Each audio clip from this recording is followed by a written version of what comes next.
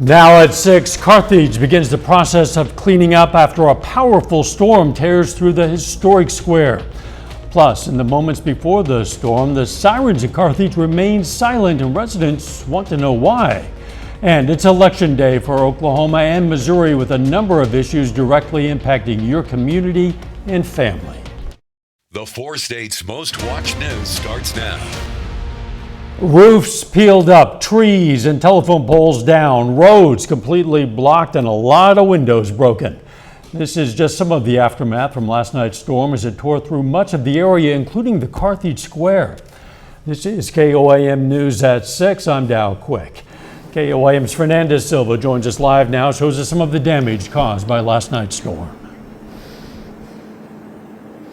Right behind me is the Carthage Square, and walking around here, we can see that even though most of the cleaning was done in the early hours of the day today, there's still some debris on the ground, pieces of roof from the buildings around the area. Earlier today, I spoke to one of the residents, and he told me that he just finished paying for his car that was also damaged. One of the cars that was damaged, actually, because many other cars were also parked around the square and got hit by debris. Some businesses spent the day cleaning up and assessing damage. There's debris everywhere, all over the cars, just everything. So I was trying to see the damage and realized I'm not able to leave. There's water falling in, ceiling tiles falling in our apartment, just ruining everything we have. Literally, it was like someone just kicked you in the gut, because you think you just lost the entire building. And worse than that, I thought I lost a very good friend. Murphy's Law Restaurant and Bar is one of the businesses dealing with the consequences of the storm, but it already looks much better than it was looking earlier today when there were pieces of glass and pieces of their roof on the ground, but this is still going to be a work in progress for them. Fernanda, any reports of injuries? According to the fire department, no injuries were reported. All right, that is some good news anyway. Fernanda, thank you so much. Carthage residents also shared concerns about not hearing tornado sirens. The city says the tornado warning alert was activated by the National Weather Service at the same time the electric company's computers indicated a power outage on the square. City officials say at that time storm shelters were being opened. We did make the call to try to get the shelters opened up, but as fast as it happened, I was behind the 8 ball on that, and I would have liked to have set the sirens off, and then I made the decision not to sound them after the tornado had hit. Fire Chief Ryan Huntley says they're going to evaluate what could be done better in the future. Chief Meteorologist Doug Heddy joins us now with a first look at weather, including what exactly happened last night. Well, we had a lot of severe weather for us last night through the evening into the overnight hours, and you can see a swath of storm reports right across the region, also into our southern counties. All these orange dots are showing us hail, and then of course we have a couple confirmed tornadoes in our southwestern counties. But if we zoom into Carthage, this was actually straight line winds because it is localized, most likely a microburst, but winds clocking about 100 miles per hour, which obviously does a lot of damage. It's much calmer for us today. Still a lot of clouds on the Missouri side, but clearing out Kansas and also Oklahoma. You can see the very big heavy path of rain that we had last night, which of course we need the rainfall. And if we look outside right now, it's much cooler. We're sitting upper 40s to near 50 degrees. We are in the 50s in our western counties where you have seen a little bit of sunshine. Cold night for us tonight, slow warming trend. We're going to look at that here in just a bit. Catch you in a few.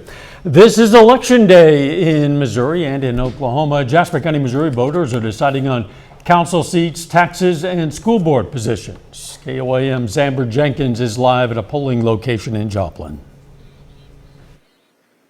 Last night's storm damage is just across the street from the Jasper County Courthouse. The county clerk said his team was ready just in case the storm affected Election Day.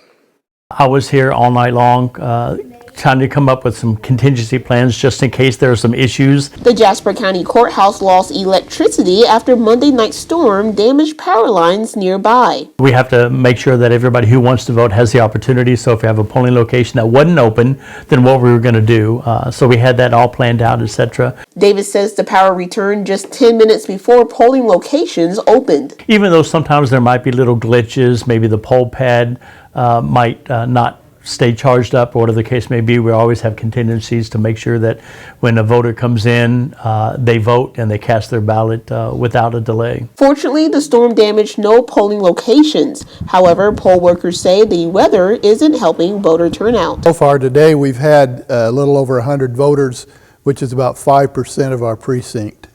So we expect to end up about 10% probably. But the weather isn't the only challenge. Olson said he also dealt with unauthorized activity outside the church. Somebody who was out gathering petitions for something out in front of the church here, and the church, since this is private property, doesn't allow that. So we had to ask him to leave.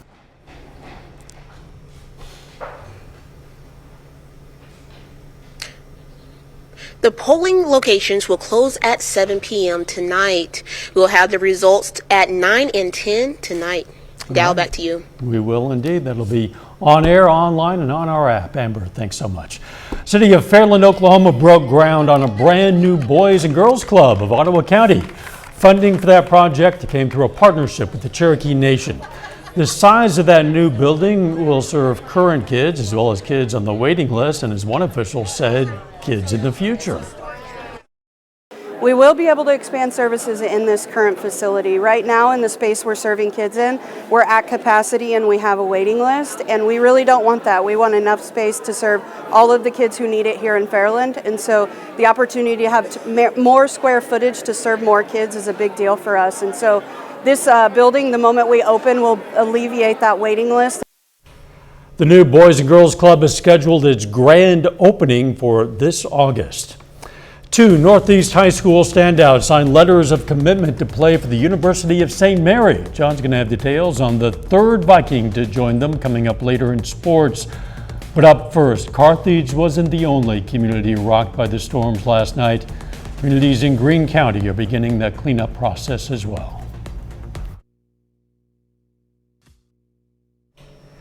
Wasn't just Carthage that saw storm damage last night. A lot of areas around southern Missouri, like Waynesville and St. Robert and Fair Grove and Conway and northern Greene County, also saw damage from last night's storms. Chris Bryant reports. We had a lot of people when the storms started rolling in and the notifications came off and went to the storm shelter here at the school, like we requested them to, that's open for them to respond to, and everything was good. So it wasn't long after the storms passed that assessment of the damage took place. as soon as the storms passed, my Greene County Sheriff's deputies were in town, and I came into town and we checked the residents and we checked the streets and moved what we could off the residential streets, and we had the street department come out and cut one tree up that was across the roadway. In Dallas County near Conway, a carport from a neighbor's house took flight and snapped a power pole at this farm and damaged a car sitting next to the house. Winds also took pieces of sheet metal and placed it in the backyard. The local power company was on hand working to restore power to the home. Back in Fair Grove, the school district didn't wait till morning to get a jump start on assessing the damage. No, we actually got here last night about 11:15, 11:30 to assess the damage. It was mostly our outdoor facilities, soccer field, baseball and softball fields, and football field. Track mats from the football field did their best imitation of a long jumper by ending up on the soccer field and onto a nearby property.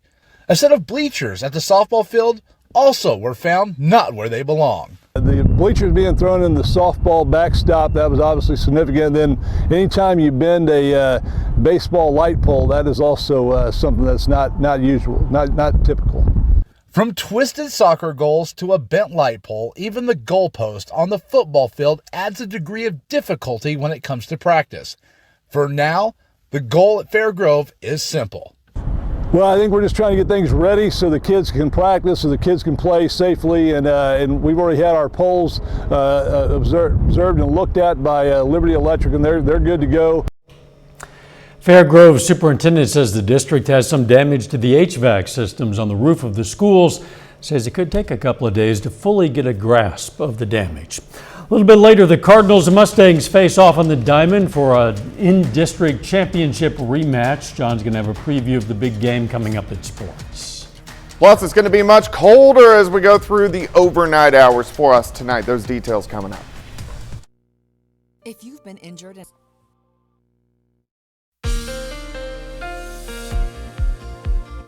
Well, of course, much calmer evening for us today after all the severe weather we had yesterday evening through the overnight hours. And we got some pretty good rainfall amounts, 1/4 inch since midnight, but for the whole system, 1.76 inches of rain officially in Joplin. Of course, that's for the month. Today's just the second day. Still deficit of about 1/2 inch for the year so far, so we want to continue to at least catch up on that. All right, looking downtown, this is our Cornell Arts and Entertainment Complex Tower Cam. We are looking off toward in the north into these clouds starting to break up just a little bit, but temperatures, look at this, 25 upwards to 30 degrees colder right now compared to this time last night. It's 45 in Monette, 49 in Grove, 50 in Pittsburgh, 51 Oswego. Yates Center with a little bit more sunshine has made it up to 57 degrees, but you can see those clouds parting, 48. Northerly winds at about 10 to 15. And it's going to stay windy as we go through tonight and then once again for us tomorrow. Northwesterly winds sustained at about 10 to 15, but we're going to have gusts at times through the night into tomorrow, kind of in that 25 to 30 mile per hour range. Still staying pretty breezy on Thursday. The winds will back off just a hair, but still it's going to stay windy over the next couple days. So with temperatures dropping tonight, upper 30s in the wind, it's going to feel like it's about 25 or 26 degrees in the morning hours. So you're actually going to have to bundle up if you're heading out early tomorrow morning. Through the evening, we slide back through the 40s. Overnight low about 37-ish. You can see the back edge of the clouds working through the region. Still pretty thick on the Missouri side, but starting to clear out behind this whole storm system. All of our severe weather that we did see is now across Ohio, Kentucky, Tennessee, down through parts of northern Alabama, heading away from us. And if you look at our upper level flow right out of Canada, so that's why it's ushering in that cooler air on top of us as we go through the next few days. Let me walk you through time. Tonight, we'll drop back 37, 38 degrees. Few clouds, especially on the Missouri side tomorrow, near 50 by noon. I think most of us will go into the mid 50s for an afternoon high, which is well below where we should be for this time of the year. Cold tomorrow night, mid 30s across the board. A little bit better by Thursday afternoon as we get near 60 for a high. All right, day planner 40 to start, 50 by noon, high temp of 55 degrees. Let's go into the weekend. Our next storm system rolls in Saturday evening, Saturday night. Some showers and thunderstorms at this point in time are not looking severe, but something we'll keep our eyes on. And then everybody's going to start to really watch Monday. Monday's tricky. We're in between storm systems, totality in between the black lines, and there's a lot of clouds. So hopefully this trend, of course, we're 6 days away, looks better as we get closer to Eclipse Monday. 55 tomorrow, 58 Thursday, 62 on Friday. 70s return over the weekend. Most of the weekend looks pretty good. Those evening thunderstorms on Saturday. Yeah, looking forward to the weekend and hoping for eclipse viewing. Yes. We'll see. Thanks, Doug. Listen up. The Kansas Department of Health and Environment has issued a stream advisory for Shoal Creek from the Missouri state line to the confluence with the Spring River, south then to the Oklahoma state line in Cherokee County. KDHE says this stream advisory is a result of raw sewage being released near Joplin. You should not enter these areas of the stream or river, and of course, keep the children and the pets away. Still ahead, 24 high school basketball teams from Southeast Kansas receive all-state honors, some players do, and a former Carthage Tiger signs a contract to play pro football. Dale says those stories and more up next.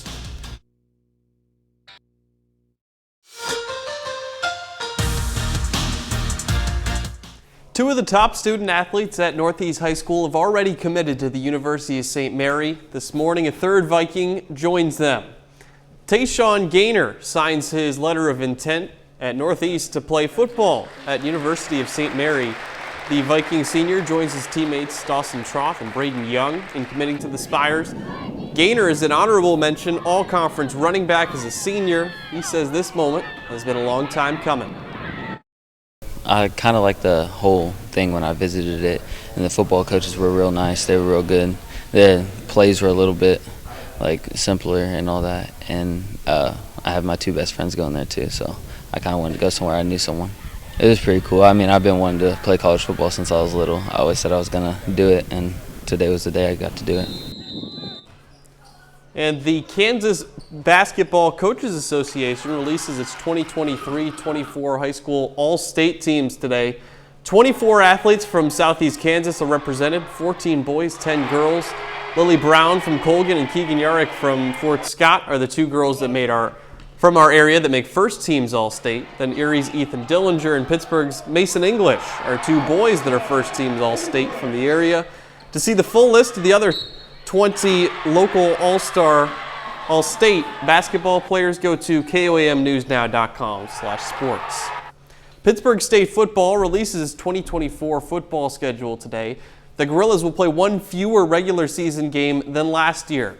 Now here's Pitt State's official 2024 schedule, filled with 5 home games and 5 road games, along with 2 bye weeks. It's 10 games rather than 11 because Northeastern State became an independent from the MIAA.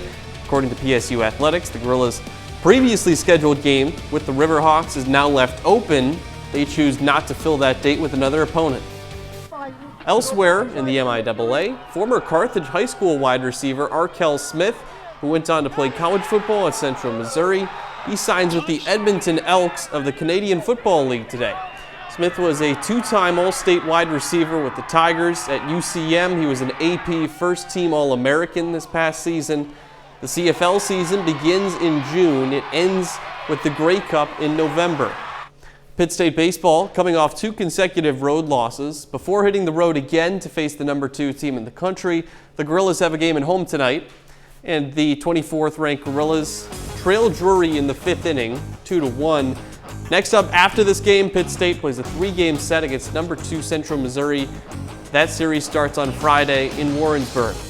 And over to high school baseball in Missouri, Webb City goes on the road, dominates McDonald County 13-0 in a rematch of the 2023 Class 5 District 7 championship, which the Cardinals won by just 2. We'll have the highlights from Webb City's big win later on tonight at 9 and 10 on KOAM.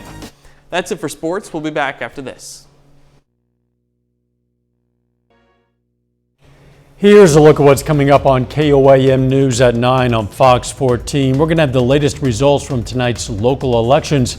Plus, the Joplin City Council discusses adding a fiber optic network for residents and how a new railway safety rule aims to avoid disasters like the derailment in East Palestine, Ohio.